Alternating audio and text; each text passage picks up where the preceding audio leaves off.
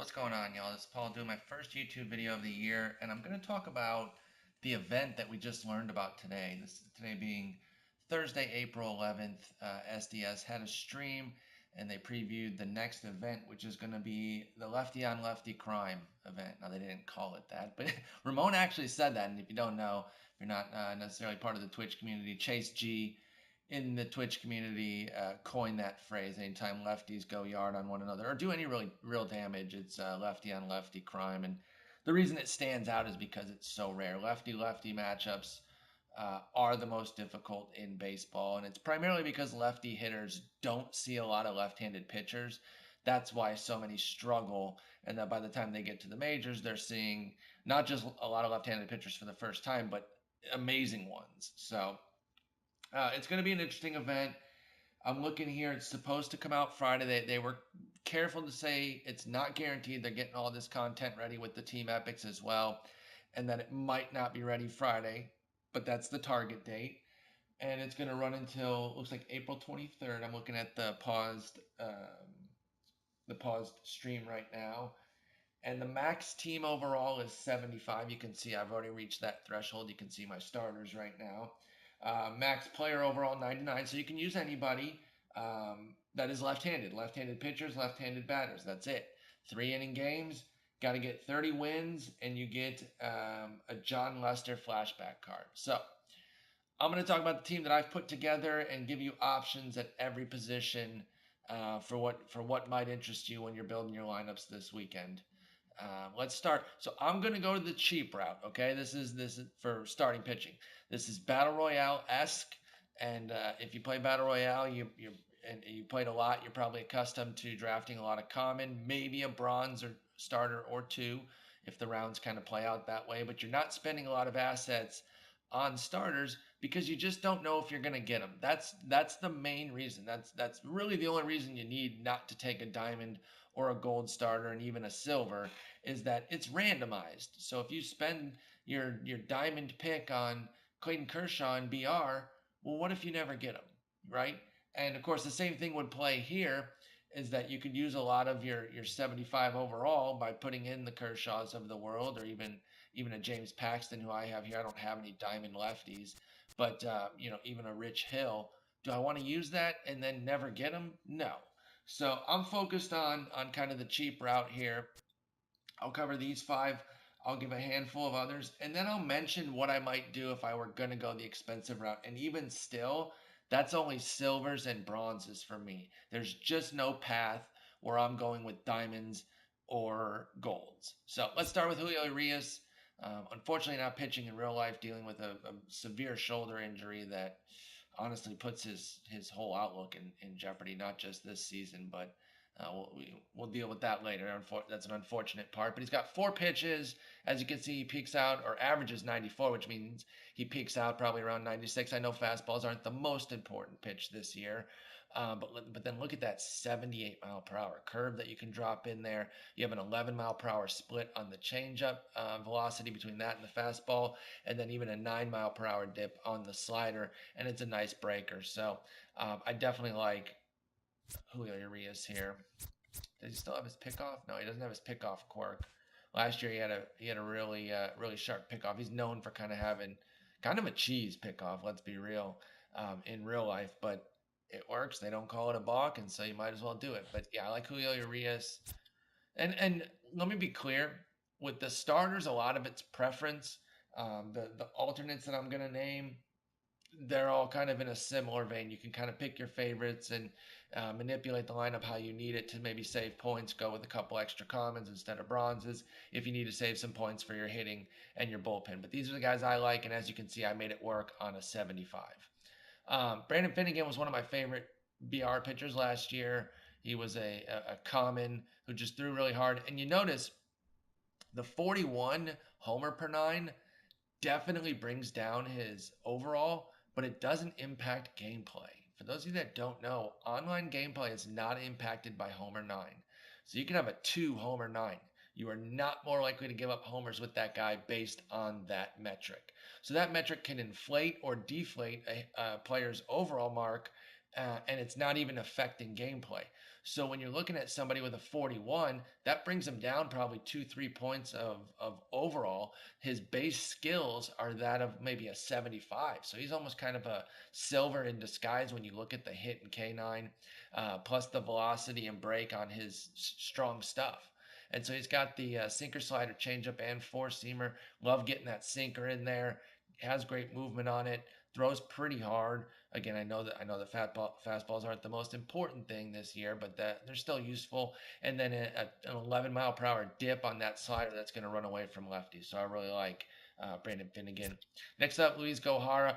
Don't love the hit nine um, at 45. For me, when it comes to BR and events like this, when I'm looking at the lower end guys, the bronzes and commons, you got to come with, you know, usually at least a 110 hits plus K9. I kind of add the two together, and I'm really hoping for at least a 110 mark. As you can see, we got 103 here with uh, with Luis Gohara. So he doesn't quite fit the bill, but 96 mile per hour fastball plus the slider and the changeup, and even a two seamer. Two seamers are a lot more useful these days. I'm interested in using him. I think he's got good enough stuff to kind of overcome the fact that he doesn't have a great K9. BB9 actually halfway decent for a hard thrower like this though too, so that kind of makes up a little bit for the lagging hit nine.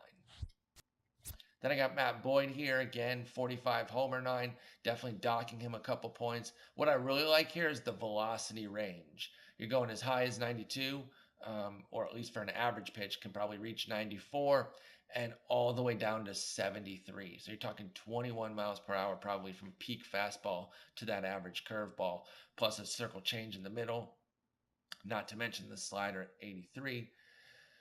Again, doesn't quite meet the hit and K9 threshold, but in lieu of that, I look for other factors and I see that. Again, 110 is the goal. 100 is kind of what I will accept. And then if you're below 100, you have to have something special, like crazy BB9 and control or devastating stuff, something like that. Last guy here is this new guy, Joey Lucchesi. He's been pitching in the majors. I don't know where they got a 94 mile per hour fastball. He does not throw that hard in real life, but we will use it because 12 mile per hour split between that and his curveball, and 14 mile per hour split between the fastball and his changeup. Pretty decent stuff. You know, beats the threshold that we're looking for with a 112. Has the pitches. Just kind of threw him in there too. He's a common, so again, these are not the hard and fast names that you need to automatically put in your lineup, but they're the type of guys that I'm looking at. So let's look at some alternatives here real quickly, and I'll just go through. Starting at 71, Tyler Skaggs. Where are you, Tyler? There he is. And you can see pretty solid arsenal top to bottom there. I like the 93 to 76 on the fastball to curve. He's got a changeup as well. Meets the hit 9 K9 threshold nicely. Has really good control, which, you know, they mentioned this in the streams coming into the year, and I'm not sure we all gave it enough credence, but they were saying that pitching was going to be more difficult this year, and it has been. The analog, you know, when you have a low control guy, you feel it. So having somebody with a 71 is helpful. So I like what Skaggs does there. Let's go to a really nice 69 here with Blake Snell. Balake. Going back to what I just said, though, the control can be a big problem. 38 BB9, 54 control, but the stuff and the per nines, otherwise the hit and K9 definitely make up for it. Has the standard 4 pitches, ranges from 93 to 78 on his velocity band. A lot to like with Blake Snell. I've used him a little bit here and there in some event BR stuff, and you know I think I have 3 innings. Yeah, 3 innings. So nothing crazy, but I've thrown well with him. Definitely would consider him. And then the rest we have are commons. Wait, I think 64 is a common, right? Yeah, okay. So you go Anthony Banda here. Now he kind of works the other way. His homer 9 is 67. That probably inflates him a little bit. He's probably more of a true talent 62, but that's okay. Decent velocity, standard, you know, 3 pitches with the 2 seamer thrown in. I don't usually two-seamers are better this year than they've been in past years. They're more usable. A couple years ago, they were completely unusable as far as I was concerned. No matter where you put it, it just seemed to kind of leak over the heart of the plate and get fucking crushed. But I think they are more usable these days. But you're still talking about fastball, curveball, changeup. So decent enough. Andrew Miller, eh, it's all right. I don't like that the cutter's there. Actually, he was kind of last on my list, but since he's right next to Banda, I decided to put him right there. Derek Holland. What I like about Derek Holland is the 5 pitches and some differences in them. Not just has the sinker, which we always like, the knuckle curve as opposed to just a standard curve or that sweeping curve, slider and changeup. Doesn't throw super hard. Not an elite pitcher by any stretch with that with that hit 9K9, but I think he has the stuff to kind of make up for it. And if he's your fifth starter, you can kind of get away with it. I've used him a bunch in BR and been able to have success. When we're talking about this 3 inning, you're just looking for a guy who can get 2, 3 outs, maybe even 1 out sometimes, right? Just pitch to that first batter and boom, get on the bullpen already. So we don't need a guy who can carve up a lineup multiple times. We're talking maybe 2 batters at most with a lot of these guys, especially the commons. Going a little bit further, a couple other guys. Dylan Peters at a 58. Where did he go? There he is. I just kind of like the velocity range there, 93 down to 79 with the fastball to curveball. It's not really flashy. Otherwise, just a consideration. I like circle changes too. That's another reason I mentioned him. And then way down here is Tanner Scott. Now, Tanner Scott's only fastball slider. It's 2 fastballs and the slider. But the reason I still included him is because he throws 95. And again, if you're looking for one batter, he can come in, flame throwing, try to get you out of that one batter, boom, get into the bullpen. So that's an option there. Now, if you were going to go for the higher end and try to get, say, an inning plus out of a bunch of your starters, and you really wanted to build more of what I would call an expensive, not in terms of cost on the market, but in terms of overall points, you could go with Danny Duffy. He's on inside edge today. He probably, that's going to expire. So don't judge him as an 85. That'd be great, but and obviously look on the day. If it comes out Friday as expected, look on Friday to see who's on inside edge, and if there's some silver that's a 76 boosted up to an 84, then yeah, obviously you consider him. I totally understand that. If this event started today with Duffy, that'd be pretty nice. You got a nice velocity range, you got 5 pitches. It's all good there. Next up would be this flashback Matt Moore. Don't love the BB9. That would be the concern, but look at that hit 9. Really nice. The clutch is really nice, so if you do get a man on, he's not going to melt down. You like the stuff there. I like that circle change and knuckle curve combo. Got a good velocity split. All sorts of solidness there, except for the inability to command the pitch as well. The next one would be Eduardo Rodriguez. Throws pretty hard, has the standard four-seam change-up slider. Obviously getting dinged today, but don't worry about that. If he's at his normal 76, then you can consider him. Next up, also 76, Jordan Montgomery. I'm just a fan. I like the 5 pitches. I kind of like that the primary pitch is the curveball, and it's 12 miles per hour slower than his 2 fastballs. He got a good changeup, good slider. Haven't used him yet. But I do like Jordan Montgomery. Jay Happ's kind of an interesting one as well. He's a 76. Where is he? Somebody dang Blue Jays. There he is. Just kind of solid across the board, but better stuff than you probably thought. When I said him, you might have thought like he was a 90 mile per hour thrower. He throws 93 and gets all the way down to 78 with his curveball. Has 5 pitches. I like it. I could definitely see using him if I went with a bunch of silvers.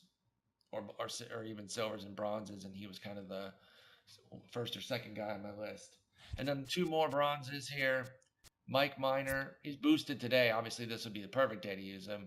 Unfortunately, we won't have that. But this event's going to run long enough so that you can change and probably use him a day that he starts. He throws pretty hard. I like the knuckle curve. He was really good for me last year. Look at that clutch and control. I would definitely consider him. I would even consider him with the team I have right now. I put him in for Urias, and yeah, it pushes me up over, but I would just switch somebody else out because If he was still on this inside edge and I was going into the event right now, that's something I would do. Oh, the other one, by the way, the other quote unquote expensive one that I would consider is Sean Manaea. Let me show him real quick before I adjust the roster to get back under. And this is more of just a personal favorite. I'm a big Sean Manaea fan. There's nothing particularly special about these, but it's solid across the board. Um, standard 3 pitches, but a good slider, and that'll definitely be breaking nicely away from lefties. So let me put in somebody. Let's see here. You know what? I'll go all the way down. We'll put Tanner Scott in our lineup just to get back to 75 instead of Lucchesi. But chances are I would go the other way and I would put Urias back in and Lucchesi back in.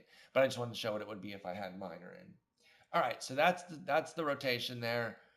Don't spend too many resources or even too much time on this, but don't put in total losers either. Don't just put in 5 common lefties, because here's the thing. Yeah, you only need 1 or 2 batters, but what if the first one's a homer? You're already down 1-0. You know how that feels in VR. It would feel just as bad in the event. So try to find capable guys too. You have more say over this than you do in a BR draft. So take it seriously and find some guys that you can actually use. All right, now here's the bullpen. I'm able to stack this bullpen. This is a really strong bullpen. I'm very happy with it. Felipe Rivero changed his name to Felipe Vasquez.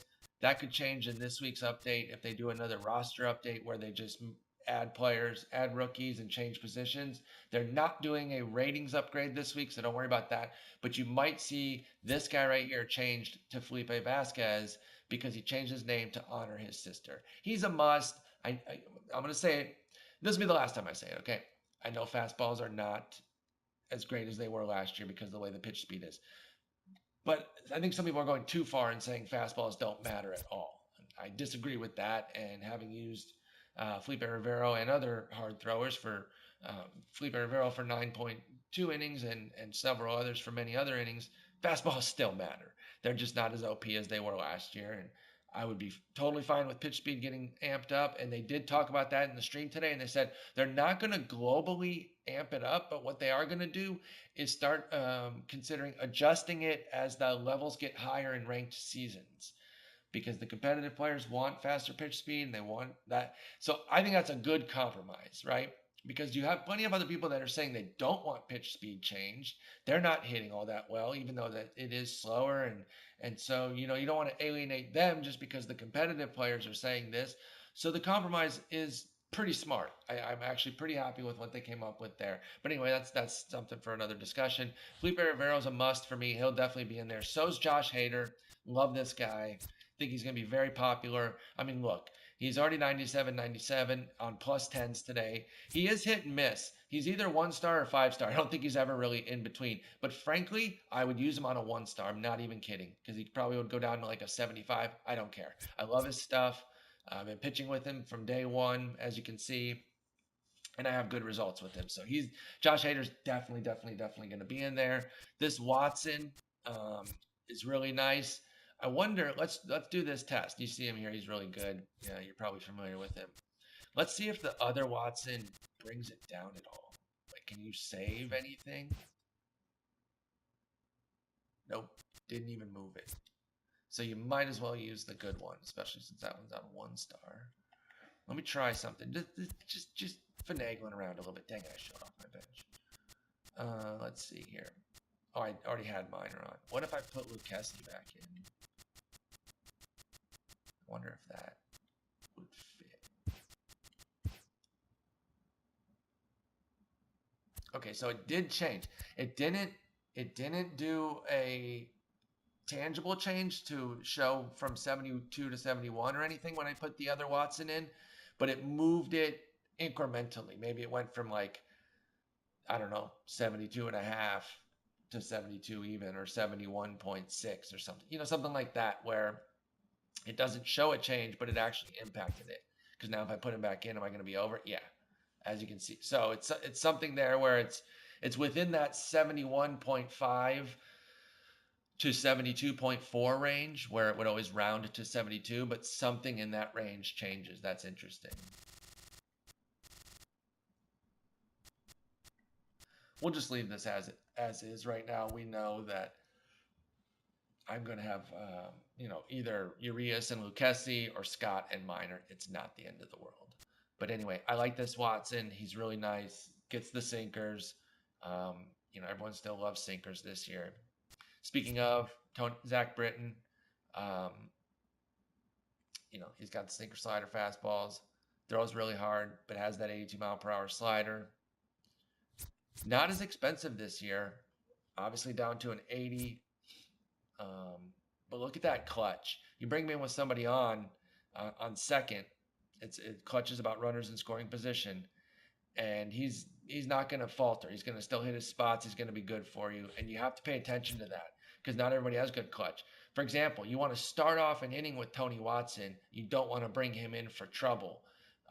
You can. It's not saying you can't do it, but the reason I would have both of these guys is, for example, you got two guys on, one out, and you're trying to get that double play, and you have both these guys on your bench warming up. Well, bring in Britton because there's somebody on second. He's got 92 clutch. Watson's more apt to be difficult to command and maybe give up that key hit. Here's an interesting one you guys might not be aware of. Jose Torres. I discovered him in a BR run, and I definitely think he's going to be a sneak tip guy I use for most of the year. Where'd he go? 72. There he is. Jose Torres. Remember what I said earlier during starting pitching about the 40, the homer 9 can be an interesting factor to look at. And when it's really low, you should actually view the guy as a better player, maybe like a 74, 75 in this case, based on his pure skills, because the homer 9 doesn't matter. Look at throws 96, 13 mile per hour split between that and his slider, 10 mile per hour split on his changeup. I got railed with him the first time I used him, and I walked two guys. I am not going to freak out over 2 innings, though.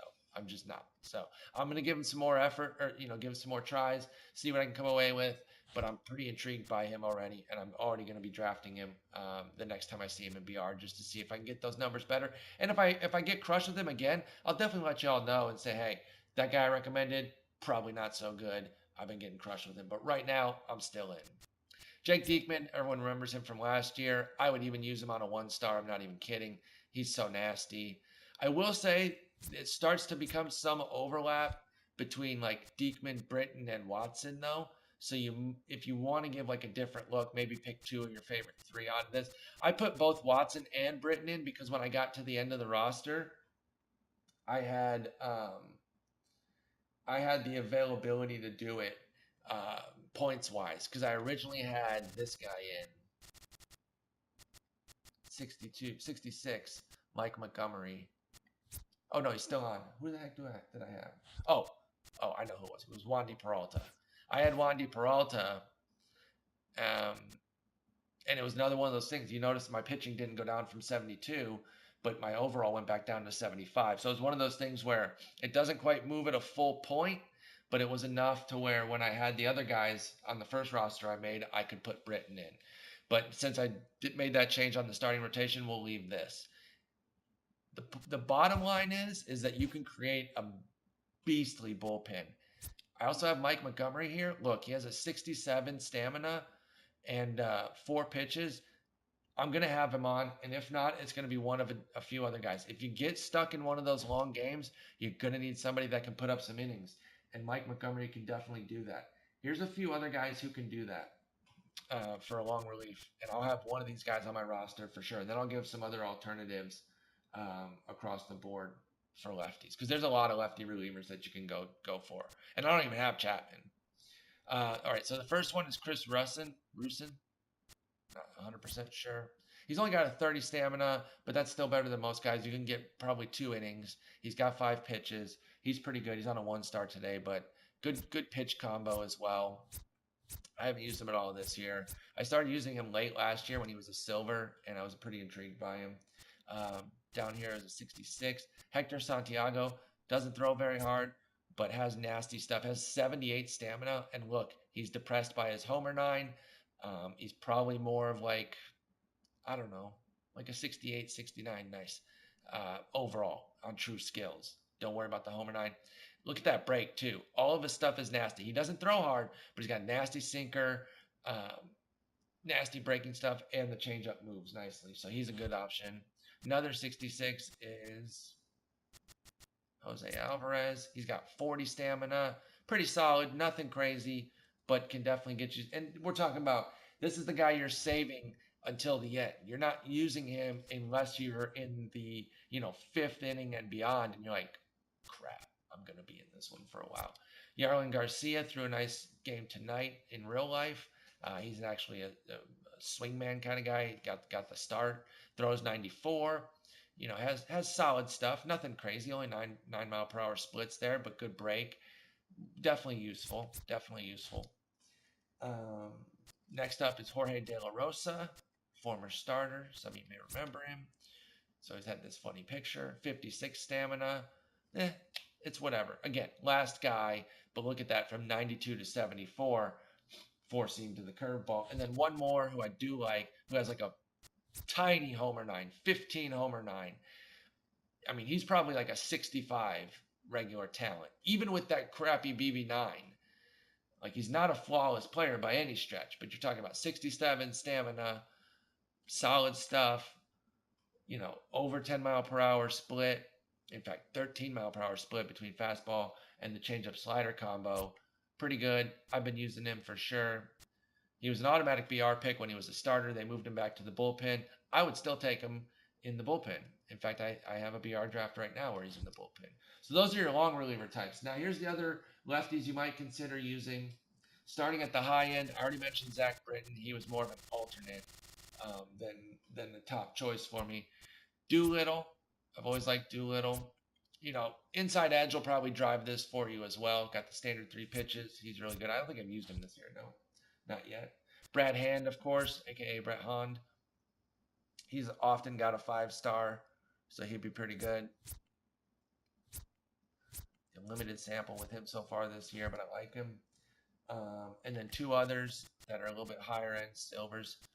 Oh, Brett Cecil. Actually, excuse me. I have 4 others because I actually forgot to write these 2 down. Brett Cecil always has nasty stuff. He'll be popular. Ryan Buchter has killer per 9s. He can be tough to command, but he's got killer per 9s. And for me, I've always had success with him. I wish these batting averages were right because they're clearly not. Look at those 2 batting averages. They can't equal this. So it's all messed up. But I remember last year I would struggle mostly against righties with him. Well, I'm not going to be facing any righties in this event. So having that slider, that fastball slider combo that's just going to work away from lefties is going to be really nice in my opinion. So I'm definitely excited to have Buchter in the lineup. In fact, I could put him in right now. Well, not important. But I think he's actually going to make my lineup. And then I mentioned, Blevins. Blevins is kind of an interesting play off of Buchter, who throws harder, or even like a McGee who throws hard. And then you have Jerry Blevins, who comes in a little bit more of a soft tosser, but has nasty stuff. 99 break. That curveball comes in so slowly. I'm actually having success with Blevins this year. Last year I couldn't get anybody out with him. This year I've been having some nice success, so he'll be a strong consideration for me as well. And then as far as the cheaper guys, more bronzes and commons, you got tons of options here. And frankly, I'm not going to cover every single one because there's actually 20. So I'm going to mention the bronzes as we work our way into the commons. I'm not even going to triangle and show all the stats of all of them. I'm sorry.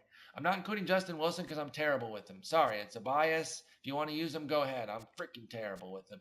Adam Lee Retort was nice. I liked him last year. Got some 72s. The original Tony Watson. Kevin Segrist has always been nice. Good per 9s for sure. Strong candidate. Duke, another like a cheaper Jerry Blevins sort of deal. Doesn't throw very hard, but has good per 9s and good break. Luis Avilan is a 72. I've always liked him. He's got a deep arsenal, 5 pitches. Andrew Chafin, they boosted his sinker up a little bit. He's only sinker slider, though. Sinker slider 4-seamer. So keep that in mind. He's more of like a 1 or 2 out sort of guy. Xavier Cedeno, you see up there, he's got a nasty curveball. Moving down to 71, we've got Boone Logan. Where are you, Boone? Boone Logan. He aight. Um, over to 69 now. We've got Sean Gilmartin. I liked him last year. He was really good for me last year, just like a weird BR god for me. This year, I think he's been getting crushed. Yeah, it's early. That's 3 outings, though. Gave him a few runs, nothing crazy. Not too worried about it yet. Still going to give him a shot. Pazos, they took away his changeup, so that's tough. I liked him a lot last year, too. But he still got massive velocity and break. Another sinker slider guy. Brian Dunsing, definitely like him. Um, I wish they'd given him more stamina, though. He was more of a multi-inning relief guy last year, but I like the 20-mile-per-hour split between the four-seam and the sweeping curve. I always want to call it a slow curve. Chasen Shreve throws hard. Mike Dunn throws hard. Tony Sipp is nasty, has a homer 9 kind of holding back his value. Claudio is definitely kind of a trick pitcher. Look at that. He throws 85 on his sinker, but a 70-mile-per-hour changeup. So he's like the closest thing we have to a left-handed knuckleballer. I think he'll end up being popular. Let's see if I can put him in for Peralta. Yeah, I could. I would make that switch. I think he'll be starting for me. And then let's get to a few others. Rex Brothers, he's solid. Dan Runsler throws pretty hard. Abad has a super slow curve too. Yeah, and changeup. Some commons that you could look at. Actually, he got bumped up. Andy Romero was a common last year. 97 with a 12-mile-per-hour split between that and his slider. Got some decent stuff. And then the sneak tip one, it's not even sneak tip. If you play BR, you're familiar with Osich. I mean, he throws 96. He's a lefty. Pretty nice. And then I love AJ Minter, but that's more of a real life thing. Like I'm pretty hyped on him this year. He's off to a little bit of a slow start with his strikeouts, but he was so electric last year that I'm more hyped on him in real life. But I'll probably have him at the back end of my bullpen just for fun sometimes. Four-seam slider, not somebody you're getting a lot of outs with. I haven't even used him yet. I've drafted him in a couple BRs, but he's like the last guy in my bullpen, so I haven't had to use him. So there's a lot of lefties. You shouldn't have any problem filling out your bullpen nicely, and I would definitely stock up and make sure you're getting a good bullpen in lieu of your rotation. All right, let's get over to the hitters. Here's my lineup.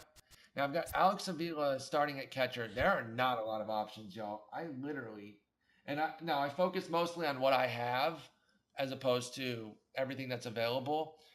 But I've got most of like the live series golds and silvers and bronzes. I didn't see very many.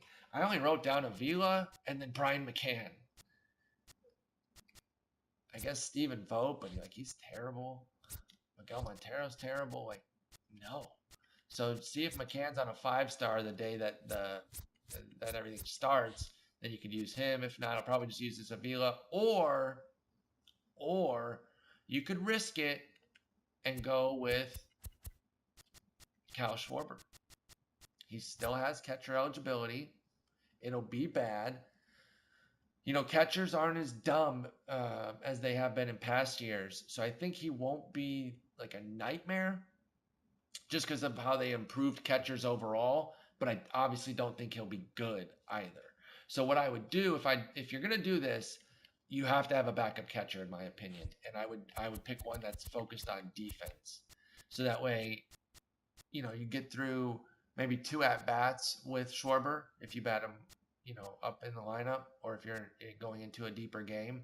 And then you switch out and you say, okay, I've gotten a couple at-bats with him. I got to get some defense. That Avila has pretty good defense. I wouldn't obviously use this Avila because then just start him. So you'd want to look at somebody like that Avila. I don't think Miguel 77 blocking. That's not too bad. Try to see who else. Narvaez, nope. Who else has good defense? Rob Brantley 78 blocking, but only 58 fielding. Brett Nicholas, nope. So basically Avila. But I would definitely get a defensive catcher in there because I don't think you want to be risking it with there you go. Chance Sisco comes on your bench then. Solid fielding, 74 blocking, Not much of a hitter, nothing of a hitter really, but he'll play better defense than Schwarber. That's if you want to go the Schwarber route. All right, first base, as expected, has plenty of options. Now, as you can see, I have two first basemen on the team. I have Gallo at first, and then Bellinger in right field. I love Bellinger, so I'm definitely gonna go with him. Off to a little bit of a slow start power-wise with him, but I'm eager to get a bunch of at-bats in with him. Gallo is just a monster. I mean, this is double upgrade because they were facing some rookie, but even if he's not getting a double upgrade, he's got unfazed and dead red. He's a monster. He's an absolute monster. He'll be on just about every team. Then you have Justin Bohr, who I actually have on the bench. He's got unfazed. I love that. Nighttime player. So if you have him, pick night. You can go with Eric Thames, who also has unfazed and is a big bopper. You can go with Matt Olson, another bopper. Chris Davis, he's 72. Lucas Duda, 72. Just has big power against both sides. Could play the outfield, but I wouldn't recommend it. And then for like a bench bat, AJ Reed, not a terrible bench bat. If you're just looking for a common that can actually get a knock, AJ Reed could do it, although I'm 0 for 2 for him, so maybe not. I'm just kidding. That's a nothing sample. So yeah, that's what I'm doing there. Second base, we already know everyone's going to use Schimpf. Let's not kid ourselves. Schimpf God. And if you weren't planning on it, get your head out of your ass, because that's the only pick. I'm sorry. Unless they change Schimpf, there's no reason he won't be on your team in this event. There's just no reason. I'm sorry. He's a 69, which is so nice, and he's a monster. So and you don't want him at third because defense sucks. So hide him at second. You can put Murphy on the team and put him at first or third as well. Cano kind of gets squished out because of Schimpf. I mean, Cano's good, and some of you are going to want to use him because he is good, but I think he kind of gets squeezed. Same with like Scooter Gennett. Like, he's decent, but no, just use Schimpf. And then Colton Wong for the bench.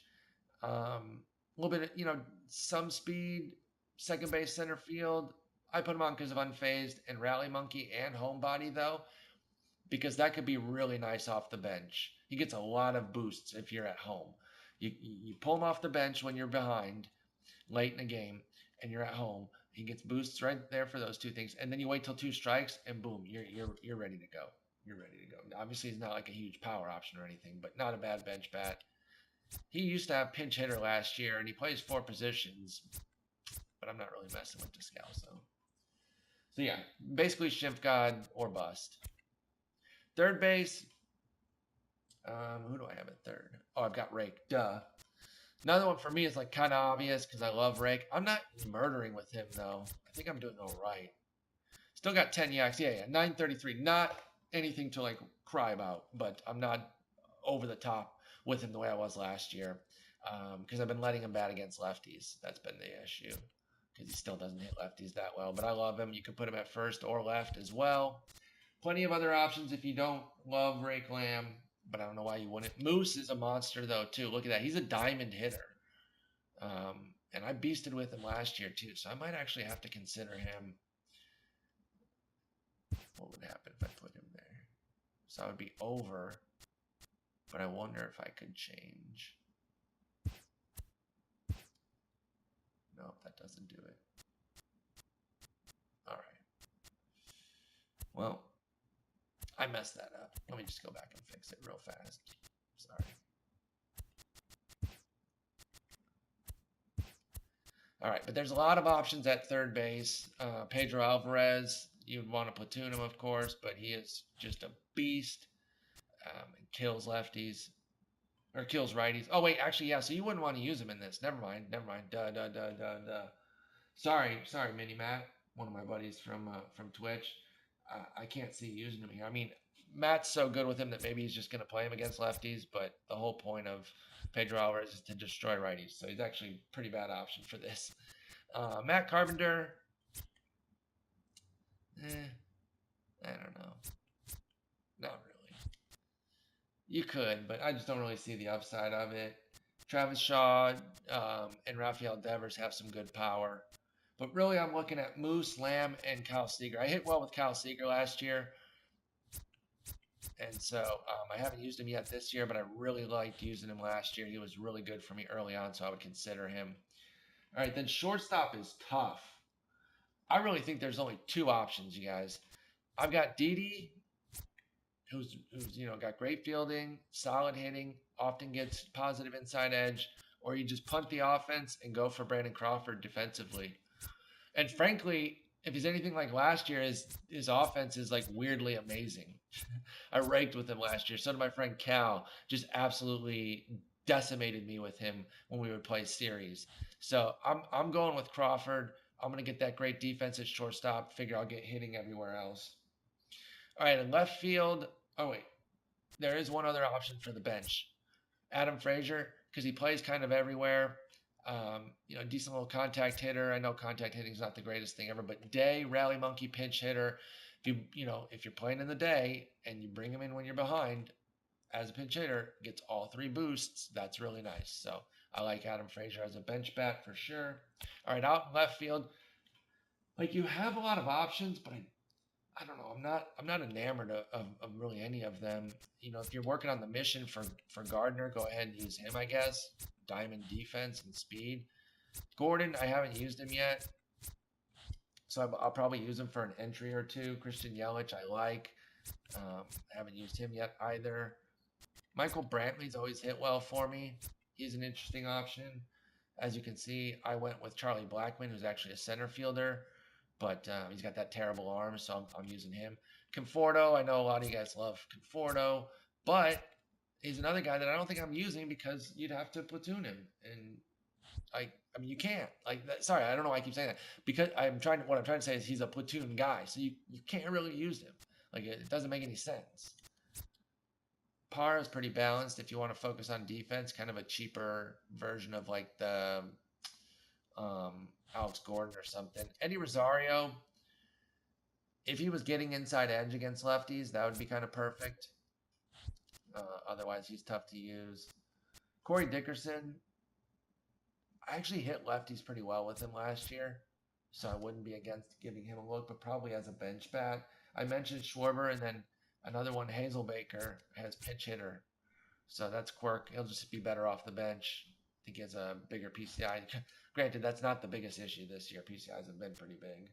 Matt Joyce, you can't really use him because he's a platoon guy, so just wanted to cover him. Oh, one other bench guy that I like because he plays a bunch of positions and he's all right. Derek Dietrich.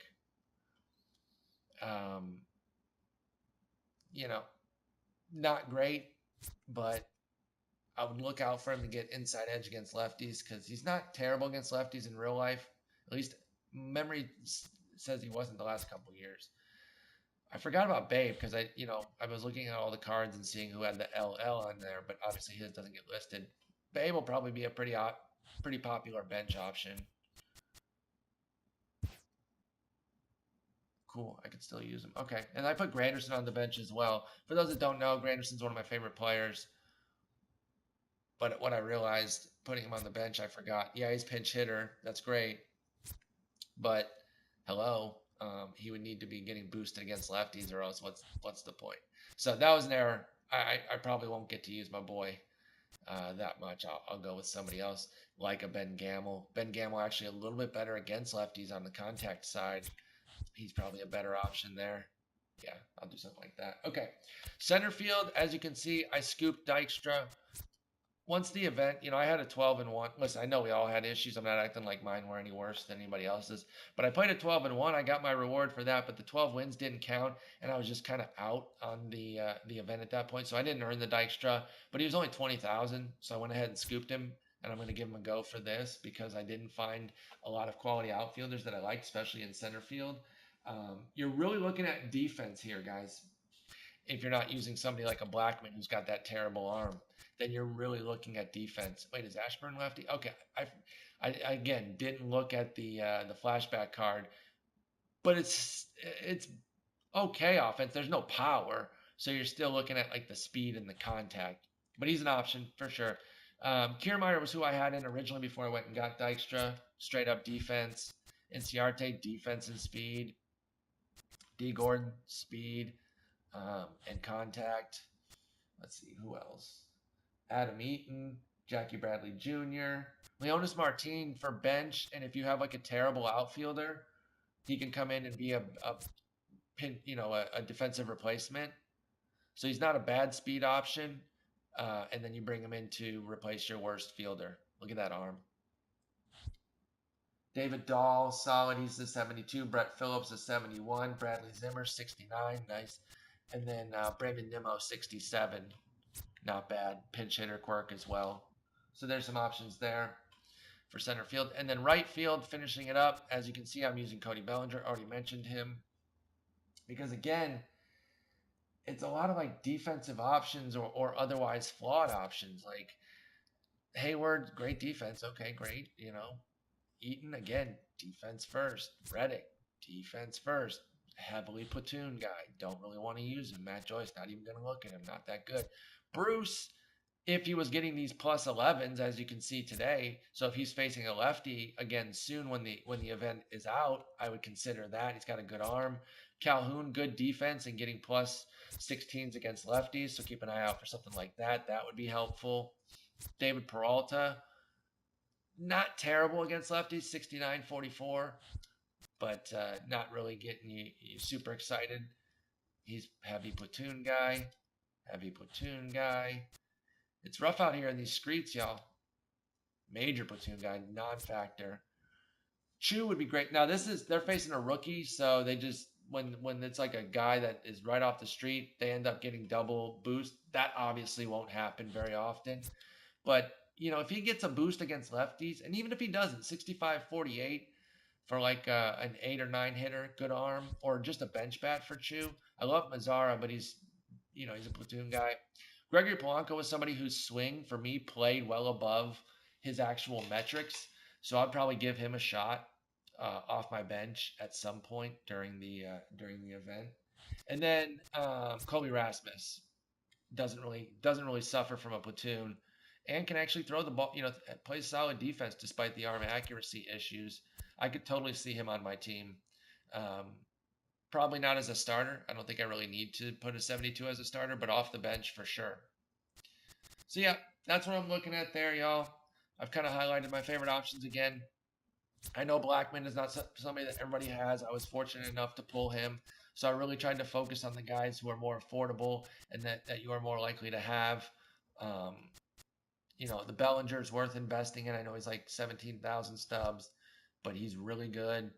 The Dykstra, if you earned him in events, this is your time to shine and get a real long opportunity with him.